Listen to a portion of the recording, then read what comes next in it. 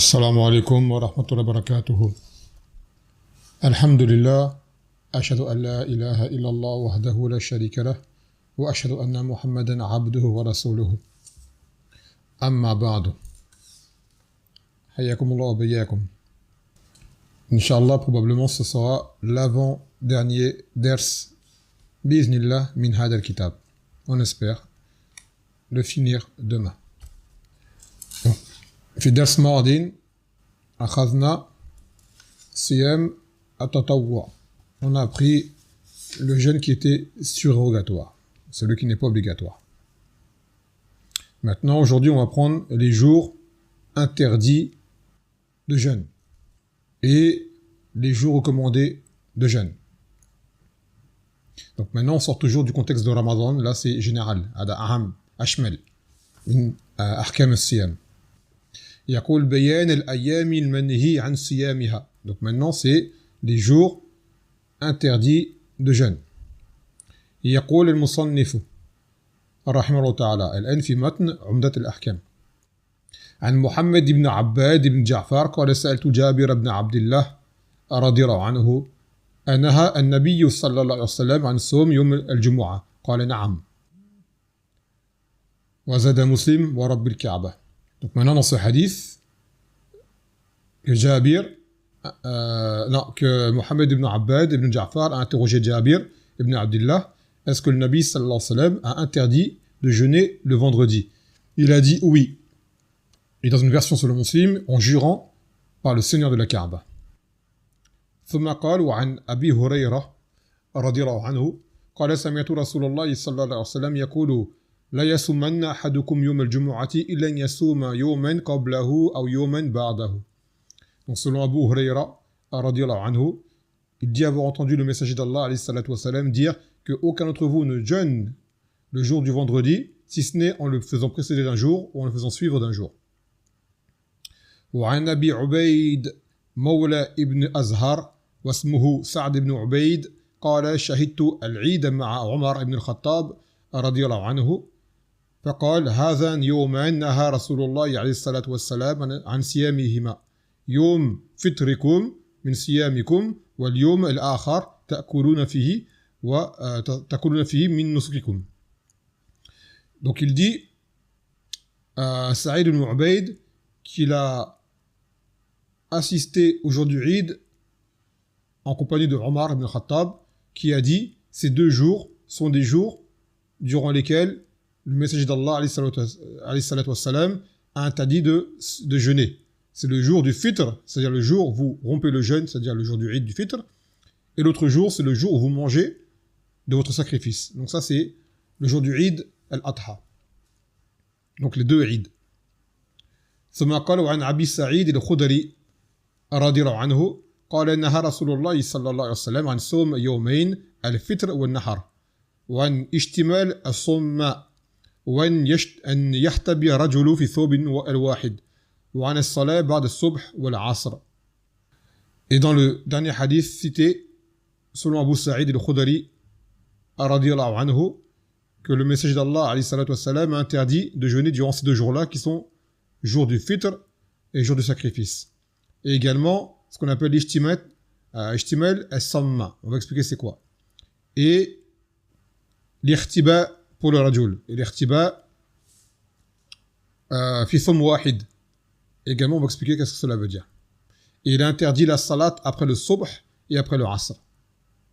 C'est-à-dire salat nafila que l'on ferait après la salat du fajr ou la salat après le asr. Donc en premier, on va expliquer. Avant cela, vous voyez ces hadiths-là sont venus pour montrer l'interdiction du siyam en des moments particuliers, en des jours désignés, qui sont le Jumu'ah, sous certaines conditions, et qui sont les jours du Eid. Et également, on va voir le jour du samedi seul, et Ayyam al-Tashriq, qui sont rattachés au jour du Eid al-Adha. Dans ces jours-là, le siyam n'y est pas permis. Après, il y a un détail sur certains. Donc, en premier dans le hadith de Abu Sa'id al-Khudri, que le Nabi sallallahu alayhi wa sallam a interdit Ishtimal as-Samma. Ishtimal as-Samma, les ulama ont expliqué que c'est le fait que la personne ne se revête que d'un seul vêtement qui l'enveloppe au point qu'il ne puisse sortir ses bras de ce vêtement, ça fait un peu comme l'impression que ça ferait comme un cocon, et qu'il n'y ait rien en dessous, et que si jamais il venait à lever ses bras, ou à lever le vêtement sur son épaule, ses parties intimes apparaîtraient, car il n'y a rien en dessous. Et ça, c'est une façon que peut-être qu'ils avaient de s'habiller auparavant. Allahu a'lam, à cette époque, on ne voit personne le faire, mais c'est une chose qui devait exister à leur époque. Et l'ihtiba, c'est une chose que l'on trouve, entre autres au Yémen, beaucoup, dans les pays arabes, en Arabie Saoudite, c'est le fait de s'asseoir en accrochant avec sa imama les genoux vers la poitrine. Ça fait comme une forme de dossier qui serre le corps. C'est-à-dire que tu es assis un peu en tailleur, mais avec les jambes, les genoux un peu élevés, et avec ta imama, tu accroches, ça fait comme un soutien entre ton dos et tes genoux. Ça veut dire en fait tu es un peu adossé sur toi-même. C'est une posture qui est assez reposante lorsqu'on reste assis longtemps par terre pour un ders, pour la khutba ou autre. Donc le Nabi sallallahu alayhi wa sallam a interdit l'ihtiba lorsqu'on ne se revêt que d'un seul vêtement. Car cette position pourrait également amener à faire apparaître les parties intimes. Et l'un des défauts qu'il y aurait avec cette position-là, c'est qu'elle peut amener également à s'endormir lors de la khutba, chose qui n'est pas bonne. Mais en réalité, l'ihtiba, pour celui qui habille correctement et qui ne s'endort pas, en réalité est permis. Donc, maintenant on voit, يقول مسألة ما حكم الصيام الأيام المنهي عنها مثل يوم عيد الفطر ويوم عيد الأضحى وصيام أيام التشريق. Donc il dit, c'est quoi maintenant le jugement de jeûner durant ces jours interdits. Eid al-Fitr, Eid al-Adha et les jours de Tashriq sont les 3 jours qui suivent le jour du Eid. يقول ذكر المصنف ما تقدم من الأحاديث لبيان مسألة مهمة وهي صيام الأيام المنهي عن صيامها وهي إفراد يوم الجمعة وصيام يوم الفطر والأضحى وصيام أيام التشريق والنهي للتحريم وهو يقتضي الفساد فمن صام هذه الأيام فهو آثم على ذلك وصيامه فاسد باطل لأن النهي يرجع إلى الصوم نفسه. Donc ces hadiths nous montrent qu'il est interdit de jeûner durant ces jours-là, les jours cités. Et cette interdiction implique le côté illicite, ce qui fait que le jeûne serait invalide, car l'interdiction revient au jeûne en lui-même. Et celui qui jeûnerait ces jours-là aura commis un péché et son jeûne sera ba'atil. Son jeûne sera ba'atil. Donc on voit que des adorations elles-mêmes sont basées sur des règles et des temps précis, des jours précis. Des jours c'est obligatoire, des jours c'est recommandé, des jours c'est détestable et des jours c'est interdit. Hadha wa dinuna. Il en est de même pour la salat et d'autres actions. Et on y trouve que l'interdiction du Nabi sallallahu alayhi wa sallam implique le tahrim. Ça veut dire que lorsque le Nabi sallallahu alayhi wa sallam interdit une chose, cela prouve de base qu'elle est interdite. Tout comme on avait expliqué, lorsqu'il ordonne une chose, ça prouve de base qu'elle est obligatoire. Sauf si on a un sarif, un indice, qui montre qu'en fait, soit ça passe de l'obligation à la recommandation, ou soit ça passe de l'interdiction au détestable. Un mithal que les ulama donnent souvent, pour l'interdiction, que le Nabi sallallahu alayhi wa sallam a interdit de boire debout. Et pourtant, les sahaba l'ont déjà vu boire debout. Donc cet acte de sa part est pour indiquer que l'interdiction n'est pas sur le tahrim, n'est pas que cela soit haram, mais que cela est détestable. Donc le détestable c'est quoi? Celui qui le fait n'a pas de péché, et celui qui ne le fait pas en recherchant l'obéissance à Allah Azza wa Jal est récompensé. C'est ça en fait. Celui qui le fait n'a pas de péché. Et celui qui ne le fait pas, qui délaisse cet acte détestable, dans le but de plaire à Allah Azza wa Jal, alors lui est récompensé de ce délaissement. Donc là on vient à la mas'ala, hukm ifrad yawm al-jumu'ati bis-siyam. Le fait d'individualiser le vendredi pour jeûner. De ne jeûner le vendredi tout seul. Et de viser par cela le vendredi tout seul. يقول الحديث دال على كراهية الصيام يوم الجمعة إلا إنه يجوز صيامه في أحوال ثلاثة. Donc les hadiths viennent pour montrer qu'il est détestable, voire même interdit, de jeûner le Jumu'ah seul, à part dans 3 situations. La première, c'est par exemple parce que c'est un jeûne qui est obligatoire, par exemple pendant Ramadan. pendant le Ramadan, il est certain que tu vas jeûner le vendredi. Donc là, c'est une chose qui est claire. Deuxième hal, c'est, comme dans le hadith le stipule, le fait de le faire précéder d'un jour, c'est-à-dire du jeudi, ou alors de le faire suivre d'un jour, donc le samedi. Comme l'indique le hadith de Juhayriya, أن النبي صلى الله عليه وسلم دخل عليها وهي صائمة يوم الجمعة فقال أصمت أمس؟ قالت لا. قال أفتصومين غدا؟ قالت لا. قال فأفطري. Que le Nabi sallallahu alayhi wa sallam s'est rendu auprès de Juwayriya, et alors qu'elle jeûnait, c'était un vendredi, il lui a dit, as-tu jeûné hier? Elle a dit non. Il lui a dit, comptes-tu jeûner demain? Elle a dit non. Il a dit, alors romps ton jeûne. Et le troisième cas de figure, c'est quelqu'un, par exemple, qui ferait le siyam de Daoud, mathalan. Lui, également, c'est un siyam qu'il a pour coutume de faire. Donc à ce moment-là, il peut faire le somme du Jumu'ah, tout seul à ce moment-là. Ou alors, que par exemple, le Jumu'ah tombe un jour de siyam mustahab, comme Ashura ou comme Arafat. Donc à ce moment-là, la personne, il lui est permis de jeûner ce jour-là tout seul. Bien qu'on sait que Ashura, il est sunna de le faire devancer d'un jour. Le jeûner Tasu'a. Donc ça, ces trois situations-là, le siyam est permis. Par contre, la quatrième, c'est celle que le hadith implique et vise, c'est le fait de jeûner de façon générale, ça veut dire sans raison précise, comme celle citée auparavant, sans le faire devancer d'un jour ou le faire suivre d'un jour. À ce moment-là, le siyam de Jumu'ah n'est pas permis. ثم يقول مسألة ما هو السبب في النهي عن إفراد الصيام يوم الجمعة. Donc c'est quoi la cause maintenant qui la cause de son interdiction? Pourquoi le Jumu'ah on ne peut pas le jeûner? Il dit que les ulama ont divergé par rapport à cette question-là en plusieurs avis. Premièrement parce que le Jumu'ah c'est considéré comme un jour de Eid. Asghar, mais c'est considéré comme un jour de Eid. Aussi, ils disent que le fait de jeûner pourrait empêcher la personne de venir tôt au masjid, comme cela est recommandé, ou alors cela pourrait l'empêcher de faire beaucoup d'actes, comme les actes recommandés du Jumu'ah, comme par exemple le Coran, ou les Askar, et ce qui s'ensuit. Car celui qui jeûne, bien sûr, on sait qu'il est pris de fatigue, donc il aura du mal à faire cela, alors que le Jumu'ah, c'est un jour qui est demandé de multiplier ces genres d'actions.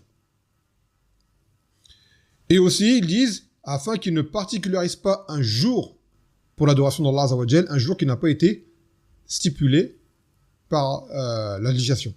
C'est-à-dire que c'est un jour qui n'a pas le texte pour dire que ce jour-là, on le particularise pour l'adoration. Parce que, par exemple, le Nabi sallallahu alayhi wa sallam, il a dit La takhtassu laylat al-jumu'ati biqiyam min bayna al-layali ولا تخص يوم الجمعة بالصيام من بين الأيام إلا أن يكون في صوم يصومه أحدكم. Il a dit, le Nabi sallallahu alayhi wa sallam, de ne pas particulariser la nuit du Jumu'ah pour faire qiyam al-layl par rapport aux autres nuits. C'est-à-dire en s'imaginant qu'elle est meilleure. Ou alors de le particulariser par un jeûne.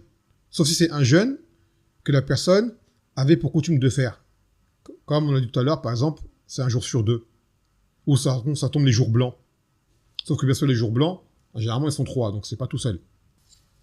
Car les gens généralement vont particulariser un lieu ou un temps pour une ibada en pensant que ce lieu ou ce temps a un mérite.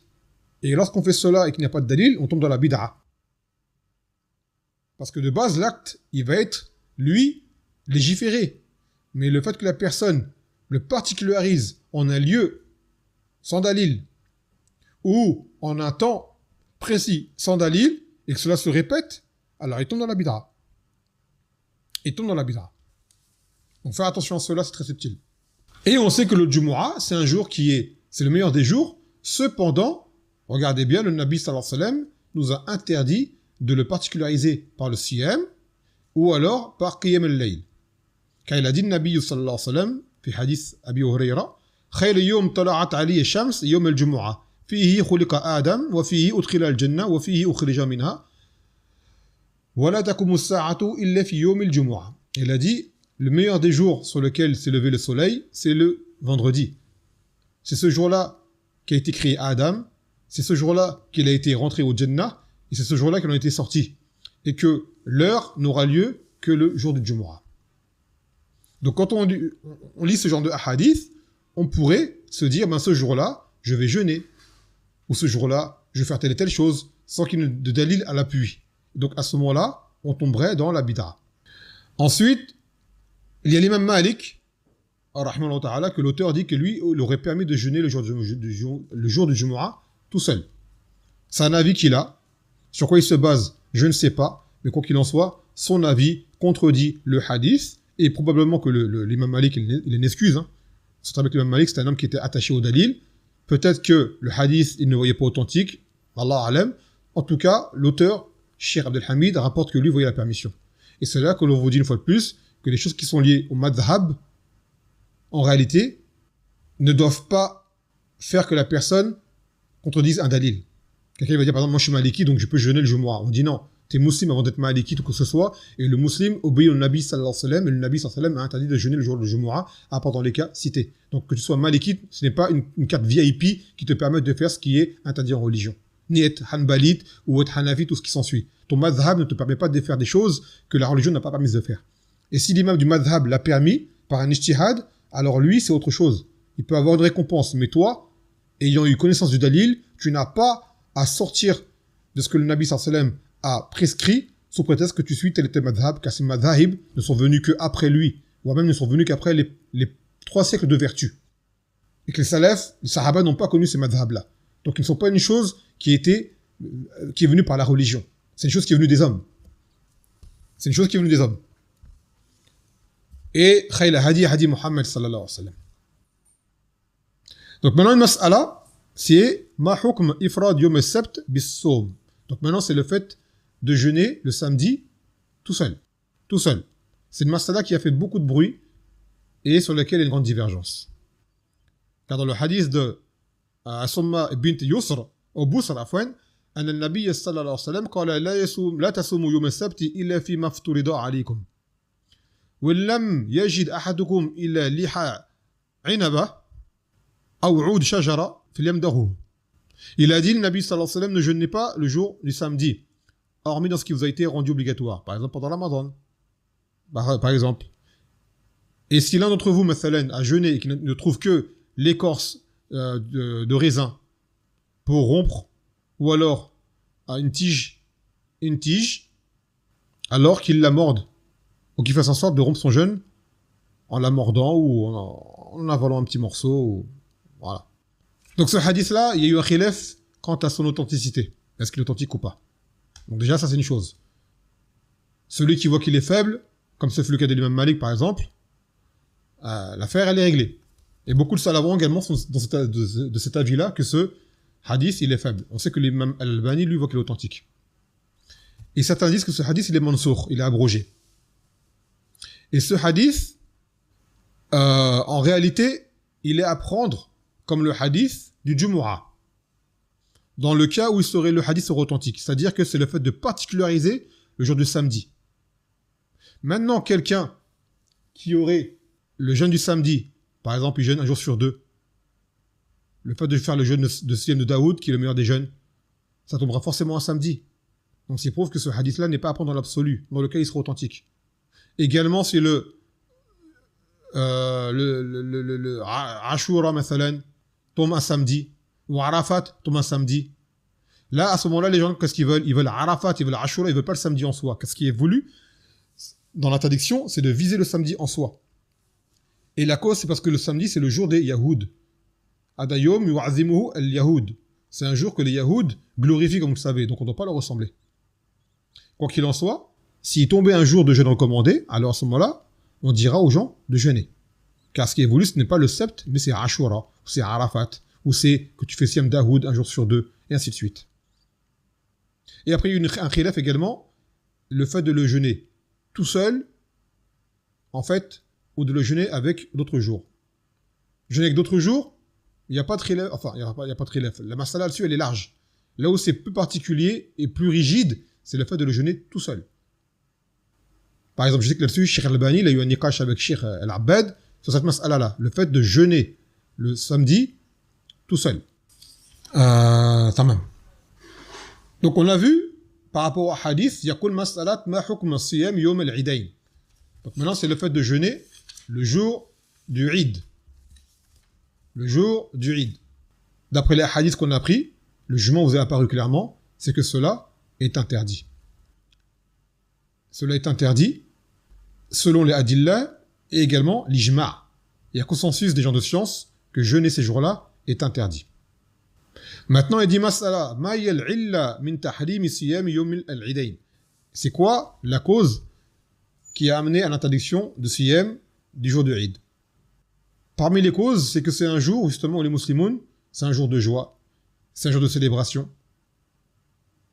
Et c'est un jour où justement on mange, on boit.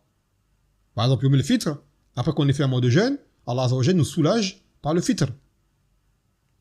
Après le jeûne de Ramadan, qu'on appelle également Shahr al-Sabr, c'est un mois d'endurance. Car cela est une chose qui peut être, on va dire, c'est un effort que l'on fournit à ne pas manger. Donc pourquoi la personne va se rajouter encore une difficulté, alors qu'Allah Azza wa Jalla lui a dit de célébrer justement la rupture du jeûne par ce Eid, durant lequel, justement, il mange, il boit, et d'ailleurs, on donne zakat al-fitr aux pauvres, avant qu'ils puissent eux-mêmes profiter de ce jour-là. Donc, nul besoin d'aller rajouter un jour de plus. Dans un hadith, il a dit, Nabi sallallahu alayhi wa sallam, Ayam tashriq, Ayam aklin, wa shurbin, wa zikrin lillah. Les jours de tashriq, ce sont les jours qui suivent les jours du Eid al-Adha, les trois qui suivent, qui sont le 11, 12 et 13, sont des jours, comme il a dit, où l'on mange, du jour de manger, de boisson et d'évocation d'Allah subhanahu wa ta'ala. C'est-à-dire la viande que les gens ont égorgée, ils la consomment à cette occasion-là. Donc, jeûner à ce moment-là est interdit. Sauf dans un cas où l'auteur va le citer, bi'idhnillah ta'ala. Il y a certains savants qui disent qu'il est permis de jeûner les jours de tashriq pour des raisons nécessaires. Comme par exemple celui qui a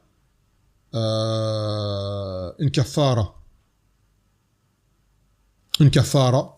Enfin, quelqu'un qui a 2 mois de jeûne d'affilée à faire. Par exemple, quelqu'un qui aurait eu, pendant le Ramadan, des rapports avec sa femme. On a vu la mas'ala au début du livre. Lui, en premier lieu, qu'est-ce qu'il doit faire? Jeûner 2 mois d'affilée. Il y a des ulama qui disent que il lui serait permis à ce moment-là de jeûner afin de pouvoir... C'est-à-dire, le jour du Eid, comme c'est interdit, il ne jeûne pas. Mais les jours de Tashriq, à ce moment-là, il peut les jeûner afin qu'il puisse poursuivre cette kafara qui lui incombe. Malgré cela, l'auteur, Cheikh Abdel Hamid, lui, voit que même s'il ne jeûne pas ce jour-là, ça ne va pas casser son siyam de 2 mois d'affilée, car c'est une chose que Allah Azza wa Jal lui aura rendu, l'en aura dispensé. Donc, les ulama disent qu'il peut les jeûner ces 3 jours-là, s'il y a une kafara à faire, et qui tombe sur Ayam Tashriq. Et lui, le shir, il dit, et sûrement d'autres savants autres que lui également, disent que si les jours de Tashriq, il ne les jeûne pas, à travers son siyam de kafara, alors cela ne lui en rien. Ça veut dire que le jour du Eid, il ne jeûne pas. Les 3 jours de Tashriq, il ne jeûne pas. Et après, il reprend son siyam et sera considéré comme ayant jeûné pendant 2 mois d'affilée, malgré tout. Wallahu ta'ala alam. Et concernant la salat après le subh et après le asr, qui sont interdites, comme cela est venu dans le hadith de Abu Sa'id al-Khudri, ce qui est interdit dans les salawats après le asr et après le subh, c'est la salat nafila, car ce sont des heures où la salat est interdite. La salat elle est interdite de base, hormis celle qui est pour un sabab. Celle-ci, elle sort de la règle. Par exemple, tu es quelqu'un qui a l'habitude de faire 2 rak'at après avoir fait l'wudu. À ce moment-là, tu peux faire 2 rak'at, même après le subh ou même après le asr. Ou alors tu veux faire tahiyat al-masjid, les 2 rak'at de salutation du masjid. Tu entres au masjid et tu es après le subh ou tu es après le asr. Tu peux les faire. Ou alors, par exemple, tu as istikhara à faire, tu as une chose importante à faire. Ça, ce sont ce qu'on appelle salawat dhat sabab. Ce sont les salawats qui ont une cause. Quant au tanaful al-mutlaq, le fait de faire une surrogatoire sans raison de toi-même comme ça, là, cela n'est pas permis. Cela n'est pas permis à ces heures d'interdiction.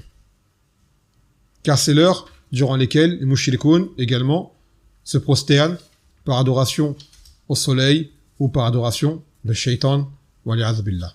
Et nous, bien sûr, on ne doit pas leur ressembler. Donc maintenant, on prend l'autre bab, c'est el-ayyam el-mustahab siyamuha. Maintenant, ce sont les jours où il est recommandé de jeûner. Donc maintenant, c'est l'inverse. يقول عن أبي سعيد الخدري قال قال رسول الله صلى الله عليه وسلم من صام يوما في سبيل الله بعد الله وجهه عن النار 70 خريفا. Qu'il a dit le Nabi sallallahu alayhi wa sallam, celui qui jeûne un seul jour sur le sentier d'Allah azza wa jal, que Allah éloignera son visage du feu d'une distance ou d'un temps de 70 automnes. 70 automnes. Donc, dans ce hadith, déjà, on voit en premier lieu Fadilat as-sawm wa l'ikhlas fihi. Le mérite du siyam et d'y être sincère. Car elle a dit Man sama yawman fi sabilillah. Cela implique la sincérité. Tu le fais vraiment pour Allah subhanahu wa ta'ala. Après, l'auteur dit la mas'ala, qu'est-ce qui est voulu par fi sabilillah? Les ulama, ils ont divergé. Certains, ils ont dit que fisabilillah, ça veut dire jeûner pour se rapprocher d'Allah azza wa jalla, c'est-à-dire tout jeûne surrogatoire, on rentre dedans. Fisabilillah. Et d'autres ont dit non, ce qui est voulu par là, c'est le djihad en soi. Le djihad en soi. Et ce qui apparaît, c'est que cela est plus dans le surrogatoire général, car cela permet également aux femmes de pouvoir profiter de cette récompense. Car le djihad, on sait que sortir sur le djihad, à la base, ce n'était que pour les hommes. Certaines femmes les suivaient pour soigner les blessés, ou celles qui étaient en compagnie de leurs époux, ce qui s'ensuit, mais de façon générale, c'est les hommes qui partaient. Alors que dans la vie que cela est, le siyam qui est général, cela permet justement à la femme elle-même de pouvoir avoir le mérite de cette adoration. Sans compter que, bien que le Nabi sallallahu alayhi wa sallam ait déjà jeûné en sortant en bataille, ils ont jeûné sur le chemin de la bataille, mais pas durant la bataille. Car on avait dit la première fois que parmi les choses qui parfois peuvent permettre de rompre, ou même qui obligent de rompre le jeûne, c'est le djihad fisabilillah en étant face à l'ennemi. Dans un djihad légiféré, qui tomberait pendant Ramadan, si les musulmans devaient affronter les kuffars, concrètement, à ce moment-là, il leur est obligatoire de rompre afin de pouvoir garder leur énergie. Et bien sûr, après, celui qui survit, eh ben, il rattrape son jeûne. On y voit également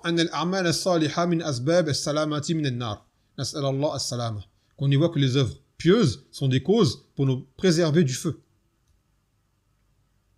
Et يقول النبي صلى الله عليه وسلم لا تحقرن شيئا من الخير واتق النار ولو بشق التمرة.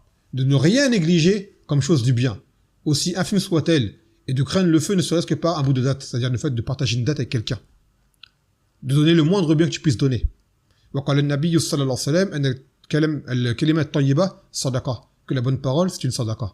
Donc tout bien que tu es en mesure de faire, ne le lésine pas. Ne lésine pas dessus et fais-le autant que tu puisses, autant que tu peux.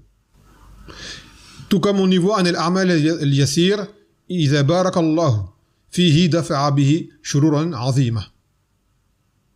On voit aussi que des fois de simples actes, si Allah Azza wa Jalla met la baraka, cela peut permettre de repousser bien des maux. Bien des maux. Ça, c'est aussi une solution à beaucoup de nos problèmes. Que des fois, on va chercher à droite, à gauche, on veut remuer ciel et terre, alors que des fois, il suffit juste de quoi? Al-Iqbal à Allah Azza wa Jalla, bil-ibada. Se consacrer à Allah Azza wa Jalla par l'adoration. Ce fut le cas, par exemple, de Jurayj. Jurayj, qui était un homme dévot et qui avait été accusé à tort d'avoir forniqué et dont le peuple l'avait frappé quand ils avaient cru qu'il avait eu des rapports illicites avec une femme qui avait menti sur lui. Ils avaient détruit son isoloir d'adoration et l'avaient frappé. Et après, il leur a dit, mais que vous arrive-t-il? Ils ont dit, tu as forniqué avec Fulana. Et de là, Jurayj, qu'est-ce qu'il a fait? Alors qu'il était lésé, frappé, insulté. Est-ce qu'il s'est énervé? Est-ce qu'il a revendiqué des droits ou quoi? Non, il a dit, il est parti faire l'odo. Il a fait 2 rak'at. Donc il est revenu à Allah Azza wa Jal. Car il savait que celui qui l'a éprouvé dans cette situation-là, c'est celui qui pourra lui retirer cette épreuve. Donc c'est Allah Azza wa Jal. Il ne s'est pas énervé, il n'a pas crié, il n'a pas appelé à la révolte, il n'a pas appelé à manifester mon droit, ainsi de suite. Non. Qu'est-ce qu'il a fait? Il s'est calmé. Il a fait le dos de rakat.